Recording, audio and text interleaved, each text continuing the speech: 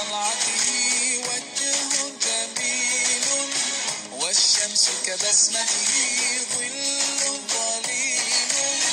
هو عبد الله سيد الخلق ومصطفى، وحبيب الله خير مبعوث بوحي الله. مولاي صل وسلم دائما أبدا على حبيبك خير الخلق كلهم.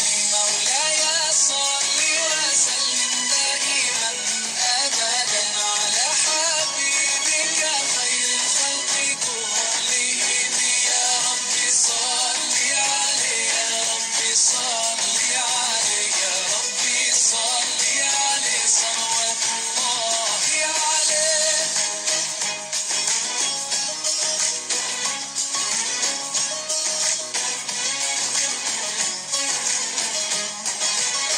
هو خير عباد الله خير البرايا، حي فينا بالله حلو الوصايا.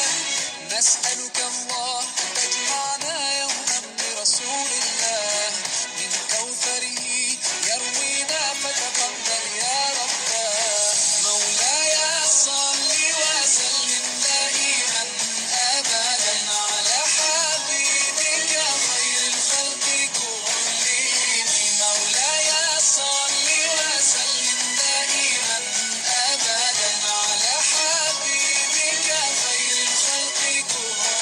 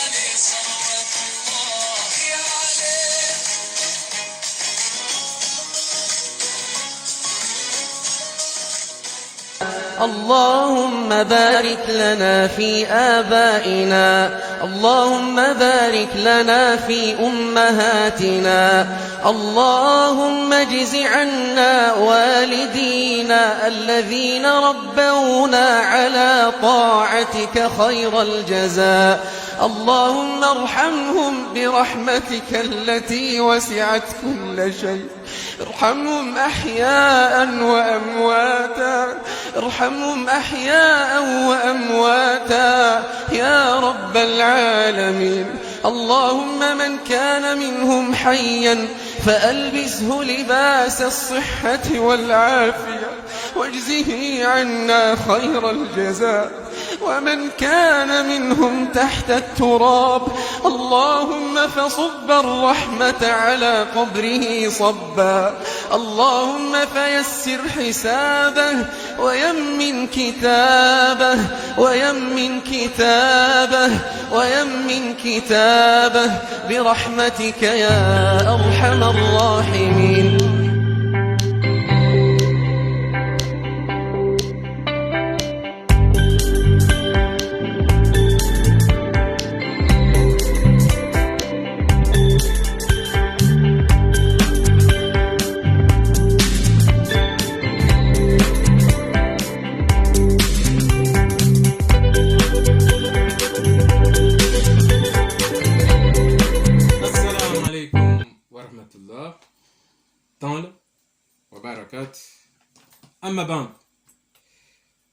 Mes chers frères, mes chères sœurs, bienvenue chez Daras Family.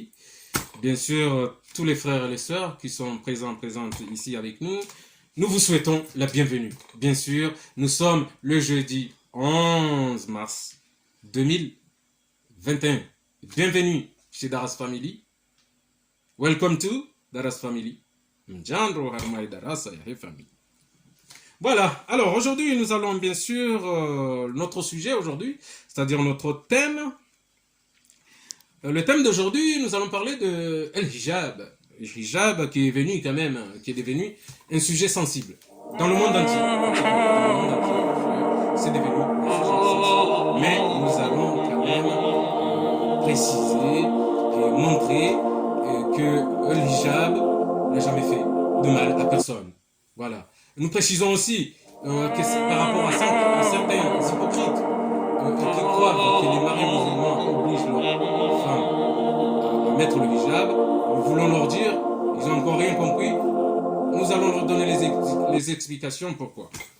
Parce que lorsqu'une femme elle met son hijab, elle ne met pas son hijab parce que son mari a dit de mettre son hijab ou parce que ses parents ont dit de mettre le hijab. Une femme musulmane, lorsqu'elle met le hijab, c'est parce que elle met le hijab par rapport à la relation qu'elle a entre Allah Azzawajal. Ne vous inquiétez pas, ça tire, mais c'est pas un problème. En tout cas, non, mais c'est pas un problème. C'est l'un des petits gamins qui sont parmi nous qui ont fait éclater un ballon. Mais ne vous inquiétez pas, il n'y a rien de grave. C'est vrai qu'à un moment donné, tout le monde a pris une espèce de peur. Mais ne vous inquiétez pas, il n'y a rien de grave. Nous sommes à la protection d'Allah Azzawajal. Allah nous protège. Voilà. Alors, en revenant bien sûr au sujet, nous allons vous dire qu'il y a certains qui disent que le hijab, c'est une innovation. Non, ce n'est pas une innovation, le hijab, c'est vraiment écrit dans le Coran, dans Surat Al-Anzab et Surat Al-Nur. Et bien évidemment, les Sahaba à l'époque, ils ont fait aussi, c'est-à-dire qu'il faut qu'on arrête de fabuler, de dire que le mari est obligé. Non. Lorsqu'une femme musulmane, elle met son hijab, c'est parce que elle a de très bonnes relations entre elle et Allah Azzawajal.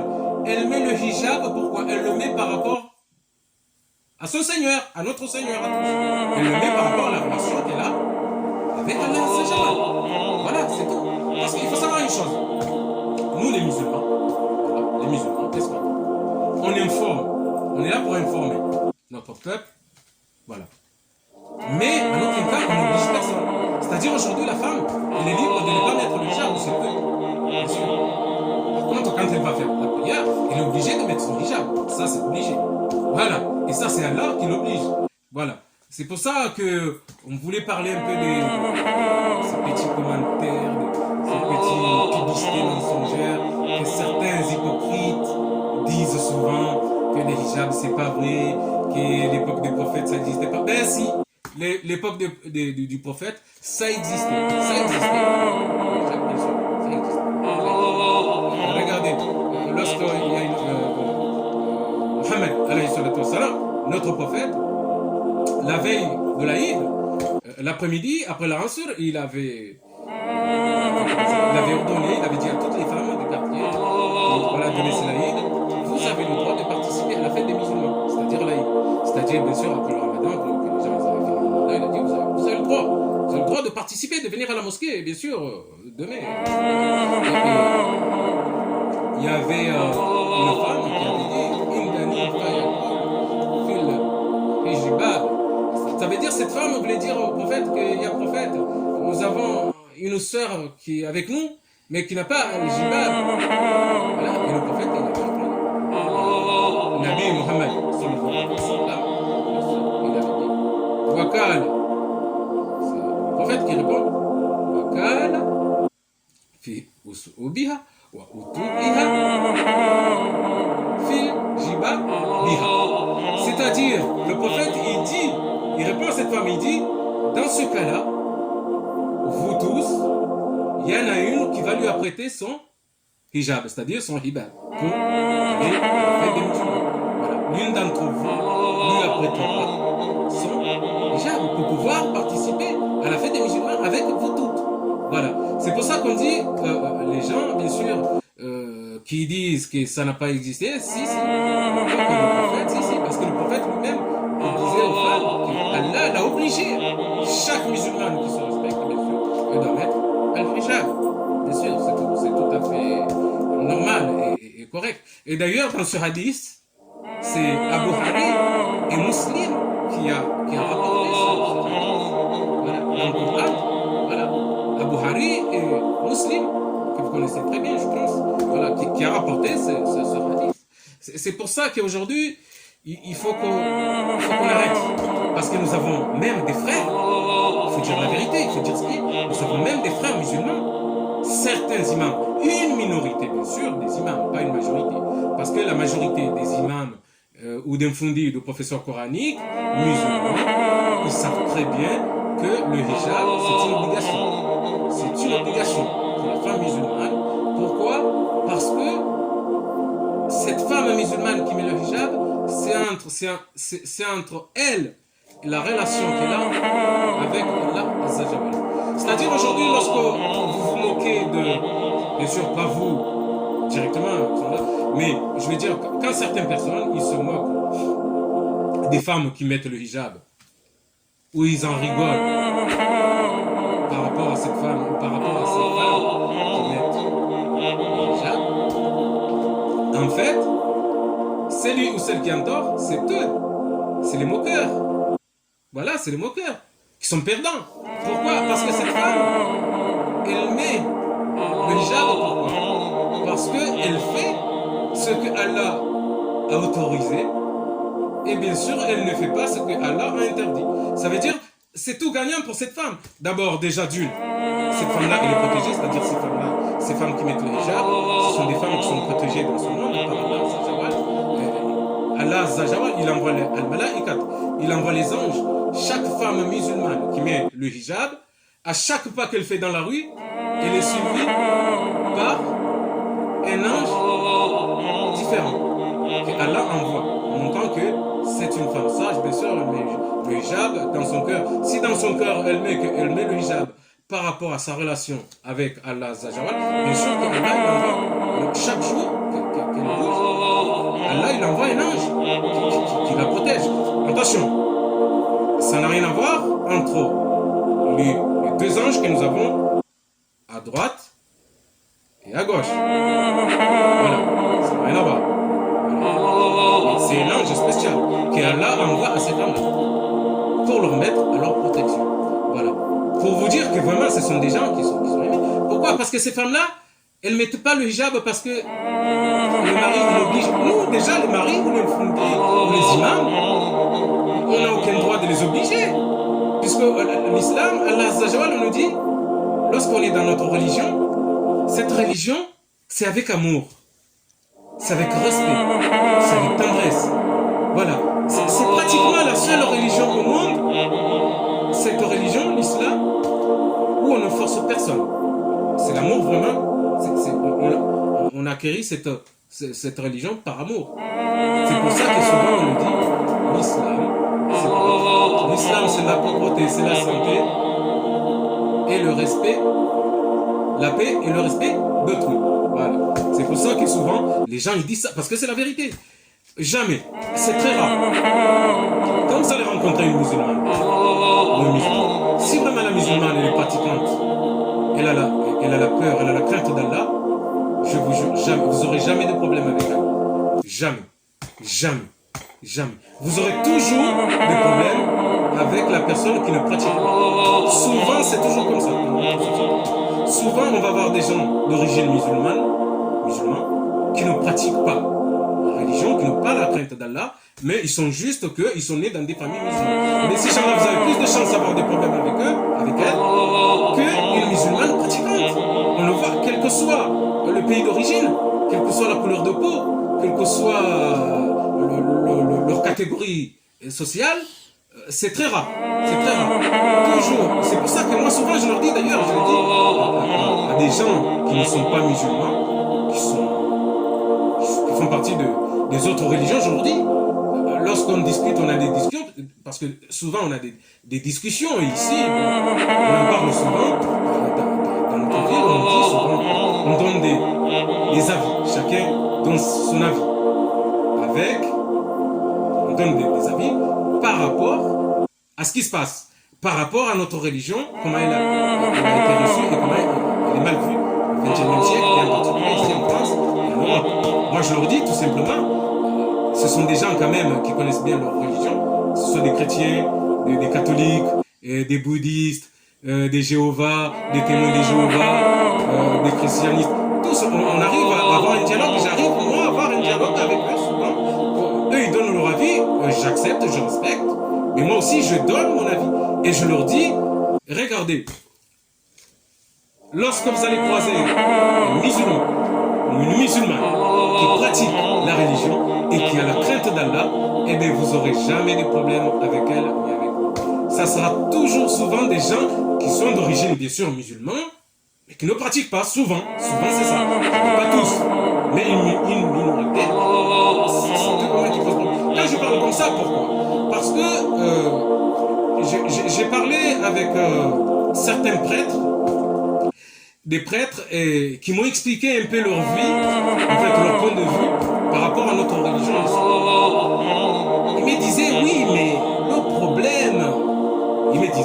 problème, Ahmed, c'est que le problème, aujourd'hui, il faut dire ce qui est. Votre religion, vous n'aimez pas la paix, mais vous aimez la guerre. J'ai dit non. Et après, quand ils me disent, et en plus de ça, vous dites, vous faites djihad pour tuer des gens. C'est-à-dire le martyr. Là, j'interviens, je dis stop. Et pourtant, c'est des bons amis à moi. Mais bon, voilà, chacun a sa religion. Voilà, ça n'empêche pas qu'un catholique puisse s'attendre avec un musulman. Là, je les arrête et je dis stop. Stop. J'ai dit d'une, vous, le monde entier, toutes les autres religions, je crois que vous n'avez pas compris le mot djihad chez nous, dans l'islam. C'est pas ça le mot djihad. J'ai dit, c'est pas nous qui formons les criminels, qui vont tuer des innocents, qui mettent des bombes, qui sont en train d'oppresser les femmes. C'est pas nous, c'est pas l'islam qui dit ça. J'ai dit, c'est le contraire. Ces gens-là, ce sont les gens qui sont contre l'islam. Les gens qui sont contre l'islam, bien sûr, qu'ils vont inventer toute une histoire pour avoir plein d'argent, avoir le pouvoir dans la politique.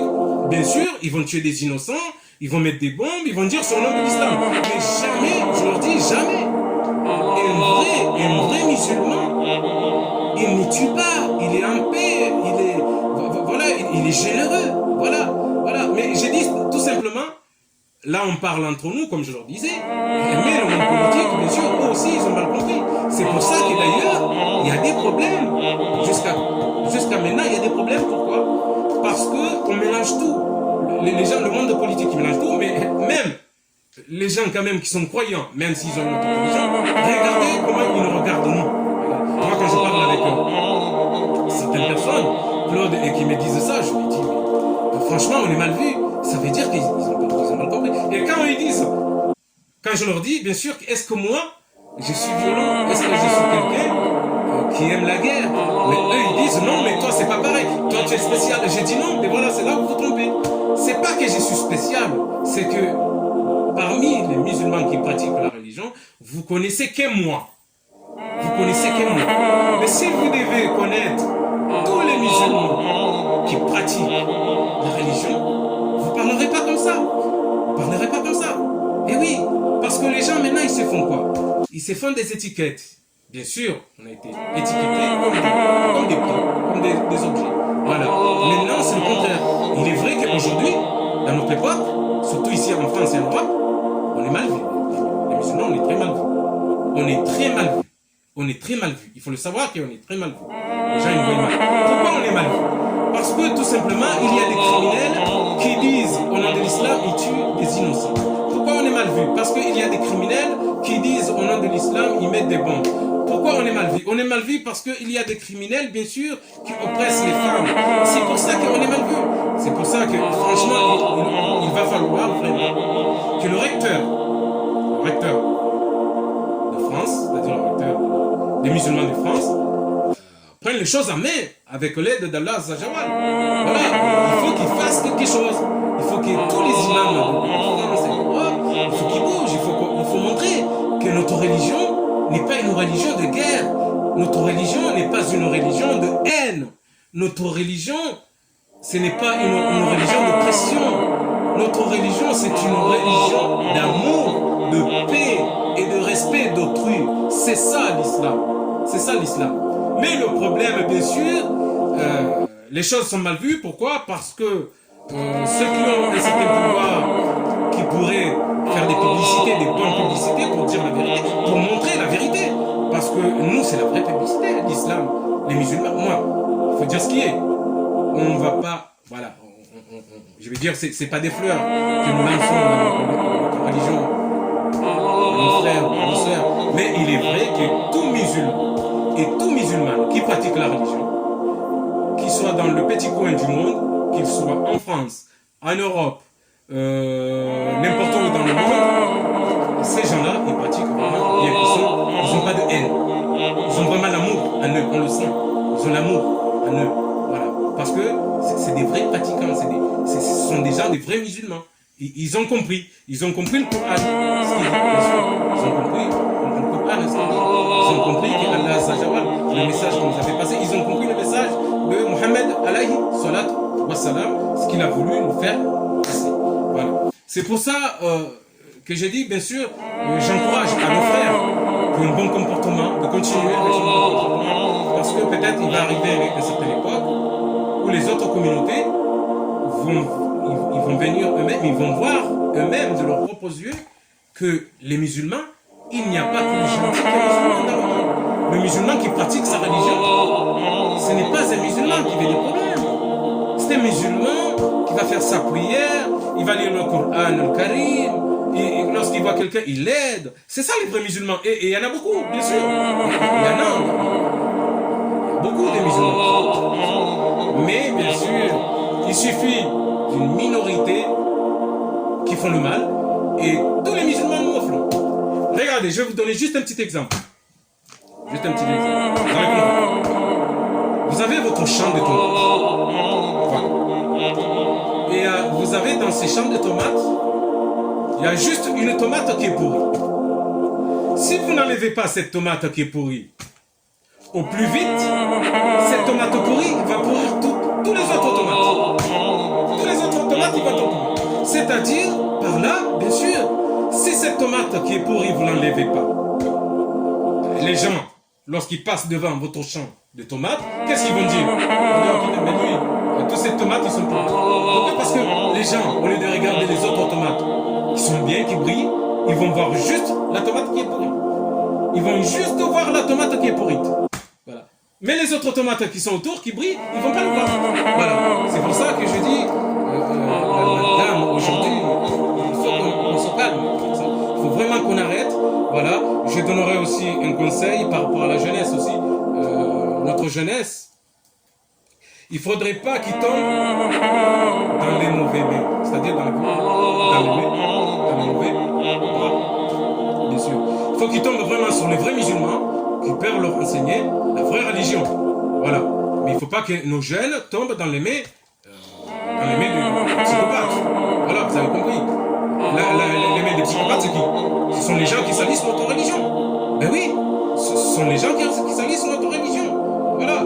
Voilà. Lorsqu'on dit djihad chez nous, ça veut dire qu'on est des assassins. Non, c'est parce que les autres communautés n'ont pas compris. Pourquoi? Parce qu'il va falloir aussi l'Europe et la France, voilà, puissent travailler là-dessus. Voilà. Si la France laissait bien sûr les vrais musulmans, c'est-à-dire les musulmans qui pratiquent bien leur religion, ils ne leur mettent pas des étiquettes. Voilà. Ils ne sont pas là en train de mettre de l'amalgame, etc., etc. Bien sûr qu'un jour ou l'autre, ils comprendraient que les musulmans, les bons musulmans, ils sont là pour la paix dans le monde. On n'est pas là pour la guerre. On n'est pas là comme certains criminels. Voilà. C'est ça le mot djihad dans l'islam. Le mot djihad dans l'islam, déjà, c'est la paix. C'est quelqu'un, par exemple, tu es avec ta famille, tu défends ta famille, ça c'est le djihad. Si bien sûr on attaque les mosquées et que tu défends les mosquées, bien sûr c'est le djihad. Parce que pourquoi attaquer les mosquées? Les mosquées, les gens, ils vont pour faire la prière. C'est comme l'église. L'église, ils vont pour faire la prière. Ceux qui ne sont pas musulmans, ils font leur prière. Voilà, comme nous les musulmans, lorsqu'on se rend dans la mosquée, on va faire nos prières en tant que musulmans. C'est pour ça que je voulais parler un peu de ce sujet aujourd'hui, parce qu'il est vrai que le sujet aujourd'hui, il est quand même sensible. Il est très sensible. Pourquoi? Nous avons vu qu'il y a beaucoup de choses en fait qui sont passées par rapport à ce sujet. Voilà. C'est pour ça il faut vraiment revenir à la raison. Il faut montrer, expliquer que nos sœurs, nos cousines, lorsqu'ils mettent le hijab, elles ne mettent pas le hijab parce que le mari lui a dit vas-y mets le hijab. Ben non. Les gens ils se trompent. Ben oui. Ils ne mettent pas le hijab parce que la mère ou le père il a dit mets le hijab. Ben non. Si la femme musulmane, elle met le hijab, c'est parce qu'elle est en bonne relation avec Allah Azza. Elle est en bonne relation avec son Seigneur. C'est tout simplement. Voilà. Et chaque femme musulmane qui met le hijab, il va vous le dire. Elles mettent le hijab pour la relation qu'elles ont avec Allah Azza. Et bien sûr, moi je vous conseillerais, simplement parce qu'on dit, dans l'islam on est femme. C'est-à-dire tous les imams, les professeurs, les fondés de Coran, tout ça, ils donnent l'information et après c'est la femme qui est libre. Voilà, de faire ce qu'elle a à faire. Dans les familles musulmanes, on ne frappe pas une femme ou une fille parce qu'elle a pas mis son hijab, ça n'a jamais dit. Moi, personnellement, je n'ai jamais dit. Autour de moi, jamais. Voilà. Depuis l'époque de mon grand-père jusqu'à maintenant, je n'ai jamais dit. C'est pour ça qu'il faut que les gens comprennent que, bien sûr, toute femme musulmane qui met le hijab, c'est parce qu'elle est en bonne relation avec son Seigneur, avec Allah Azza. Parce qu'elles ont compris la religion. C'est aussi que c'est bénéfique. Bien sûr, c'est bénéfique. C'est bénéfique de mettre le hijab. Pourquoi on dit c'est bénéfique? C'est bénéfique parce que, d'abord, une femme qui met le hijab, Allah, il lui met le nour. C'est vrai. Elle brille, ces femmes-là. Lorsqu'ils mettent le hijab et que tu les vois dans la rue, ce sont les plus jolies femmes au monde. Voilà. Parce qu'elles brillent. Elles brillent. Parce que Allah, il a dit, une femme musulmane, une femme musulmane, il lui envoiera toujours le nour. La lumière. Il aura toujours la lumière. Pourquoi? Parce qu'elle est sincère. Elle est sincère et qu'elle s'interdit de faire ce que Allah a interdit et elle s'autorise de faire ce que Allah a autorisé. Tout simplement. Alors, c'est ce que nous avons fait aujourd'hui. Nous allons quand même en profiter 5 minutes, juste 5 minutes, pour parler en langue d'Israël, pour parler en comorien. Voilà. Yabo, Dokaya, Lelo, Garifumba, Yabo, ishi Komori inde mjuna eyo fulwara mkaza ubo itwaju mzade eyo leso wala mkaza ubo itwaju hiyo ndio ngongole na Mwenyezi Mungu Allah azza jalla mkaya khaini mwanamshe Islamu kaya ikakweli horoni hapa mwanamshe huo Muislamu yehura Mwenyezi Mungu yehura leba na mwanamshe huo yehukaza fulwara au makaza ya hijab ya he Waislamu mkabo ikawa na makupo hatu ukaza leso kuitwaje bien subira sha yabo tuitazaze mashishio ibaye umwaju kitutaha ukoko haungu mzazi au mwanamshe Islamu kaha kaza leso kuitwaje kitutaha umwaju huonihe ani unufungwa mabeli kwa dini shabu mwanamshe Islamu yabo kazamlo ukaya ani mwanawashi usondashi ndani wanawashi wa Komori kama Mungu teka kweli mwanamshe mwanamshe Islamu yeye kazambale sugutwaje au hakazifulwa sha ifulwarahe na ikane aljuyub c'est-à-dire ne tataze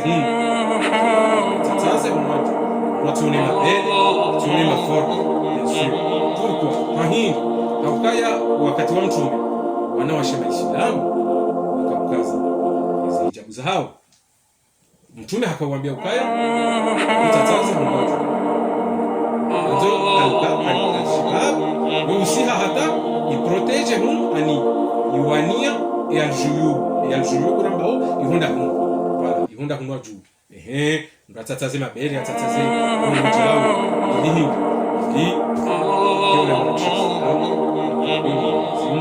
yule zahe kasema tunda wazi elimu kunze haram halafu besure sisi obwe matu ya hatu mungu kani makupa hatu wakaza sha mimi hamali mbabinjo hambia mtakani njobiani mwanamshamba bahangu yakamlela mwanamshamba bahangu para mama mshangama yakamlela huo mimi humona obwe matu hangu humona mtokaona mtokamhi izandali deja akamkulu hata hakana nyine njema hata wanazikausia halafu yeye mimi kati mmono kujibangu ani mifikira kwa la muhindi hahindi hauka ye mkamone mashishi mkamone huwa juu pia hicho tataza wala halafu pensure hiyo ni mwana yaona wa mzaya au wakamlela wala warozali wa mzaya wakamlela waono hilila ye mwana bien sûr akili njema mahindi nakatuna wala wa mlela wala wa mzaya kutuvaya iliwanza anikutuvaya hama wa kibordiliki shangwa vayo hakimaste wala weka mungu ndani nikangopani nikangobonze to ahi wala umujao ubamba ndo ile swala akazana hijabu hata imashisho kauni wala halafu enema na rambo kale bien sûr ikalilo mzazi ngawana wana watiti wanaho mtwao wabono kangova ni watu kutujistiri zimu shango tova heli wanza yabo bongwa hibenza maudu kama naho swali mwanamshe huwa kwa kibordeli utameukae mwanaho wanzomlele umleme ya fa normal no parce que vanu stobia zinu wango sorenga utitini stobia zinu shabano kama na hasati mu ma 15 ya baba ngolelona mundu hazi ma 15 ya Kiislamu ya basa para mais hewi ya ngolelona kutulela bisura basi le contraire ya mwana ndicho kublela halafu wana na msane haudisane rudole ela wana hidiyo wana wijuha uliona ilivao era mbabari mzate shalele ukamba katuvahe ya lazima mzate katuvahe ya lazima even ngamwanzao wana wazalo Faransa wave heli ya lazima je kasnaukiri mananga tungona deja wana washi wazalo Komori wala randoka wazalo harmanti ya Kiislamu istobie wafanya watungu vaheli wanzao na abo waonoro utitini hao ukawazaza hao vandu kadhalika mwana yazama harmanti pande zino bien sûr mwana yazama harmanti hamada hino ikaye mwana islamu ifo we mzazi wa mzaya umonise kaya bano sima islamu mzazi kangu tulikauni kangu vao ngoroho fano tataza shito shao tataza humu abafu bien sûr bahe mwana ikangu huona una mwana msheka kangu huona kamtata nguvawelila enaye huwa yehurenga mzazahe eliyapaya bien sûr renga mzazahe eliyapaya oui ni mwana wangu mathalani unika unika mathalani ya mrondaji itunikia hangu remema remayo mwana wangu ubwema tsoha haunu mzazahe eliyadunguva mzazahe ujisiki oui yano bien sûr kama tishweni ya kufanya ngombe sio pia kufanya majweni kufanya ngombe sharangu ye alolo irangungu swali kufanya uislamu shi ibada ye toujours ye uvando abahe la mwana hatu ujuha ni zila tabia za mzazahe bien sûr kwa haunu kama mzazahe kaduva hilianza ikaduta triko ikaduta robo mula ikaduta jini mula shamzazahe uva mnagoni mwema hajibiza akazimna hijabu he mwana kuchuma abahe mwana kutubahili kama tunduwa mwana shangwa mwana kutoka ahini hawana mzazahe hili abao hawana kamala sima islamu mwana mshe islamu uva helila yaboleo bien sûr mwana ngweno huwa yabo mzazahe kumemia roho bako zilo ya jogo zila jumabia ni mwana mzazahe tuna mzazahe hili abao ni mzazahe abao ni mwana kukana buka na rifahamu ba zinongo kasinyama ewa yabo tunongozi nji yabo katina wakati shamu tukunza mwenezi ili heni yabo wasubira ngati tunaanza leo nani nasina nyingi nasi shahatu abani hatu wala vijana temwinu ya he al-hijab al-jibab voilà halafu yabo karjuna na yaho wajao la semaine prochaine inshallah karjuna jeri rambe temwinu waji inshallah taala hata hivyo sonti pia alowanga sinamu alonu inshallah taala amin ya salama wa billahi.